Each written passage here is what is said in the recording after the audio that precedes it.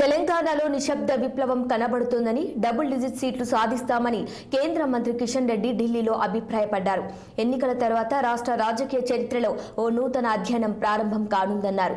Congress బీఆర్ఎస్లకు BJP సరైన ప్రత్యామ్నాయంగా అవతరించబోతుందన్న ఆయన బీఆర్ఎస్ పార్టీ తెలంగాణలో అస్తిత్వం కోల్పోనుందని వ్యాఖ్యానించారు. ప్రజలు గతంలో బీఆర్ఎస్ కాంగ్రెస్ పార్టీలకు ఓటేశారని ఈసారి కమలం పార్టీకి ఏకపక్షంగా మద్దతు తెలిపారని పేర్కొన్నారు. తెలంగాణలో ఆర్థిక సంక్షోభం ఏర్పడే పరిస్థితులున్న కిషన్ రెడ్డి హస్తం గులాబీ పార్టీలు తెలంగాణ భవిష్యత్తు గురించి ఆలోచించకుండా అనవసర ఖర్చులు చాలా చేశాయని విమర్శించారు.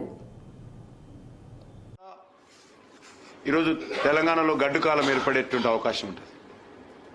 దాన్ని కూడా దృష్టిని కేంద్రీకరించి ఇచ్చినటువంటి హామీల అమలుకు కావలసినటువంటి ఆర్థిక వనరుల సమీకరణ ఏ రకంగా చేయబోతున్నారు.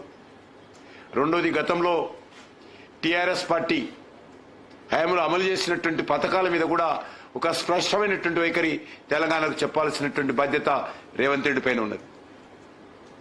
అది దళిత బంధు పథకం కావచ్చు, కళ్యాణ లక్ష్మి పథకం కావచ్చు, ఫీజు రియంబర్స్మెంట్ కావచ్చు, ఆరోగ్యశ్రీ పథకం కావచ్చు.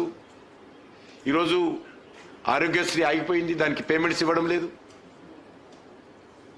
ఫీజు రియంబర్స్మెంట్, ఫీజు స్కాలర్షిప్స్ కూడా ఈరోజు ఆగిపోయినాయి.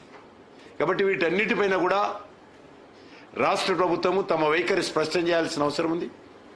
ఇప్పటికే గత అనేక సంవత్సరాలుగా అమలు జరుగుతున్నటువంటి రాజశేఖర రెడ్డి హయాం కావచ్చు, అంతకుముందు నుంచి కూడా అమలు జరుగుతున్నటువంటి పథకాల గురించి ఏంటి, కొత్తగా ఆయన ఇచ్చినటువంటి అనేక రకాల హామీల గురించి ఏంటి, పూర్తి స్థాయిలో ఎప్పటి నుంచి అమలు చేస్తారు, ఆ పథకాలు ఉన్నాయా లేవా, వాటిపైన రాష్ట్ర ప్రభుత్వ వైఖరేంటి, కాంగ్రెస్ పార్టీ వైఖరేంటి, ప్రజలకు స్పష్టం చేసి ఈ యొక్క పథకాలన్నిటిపైన కూడా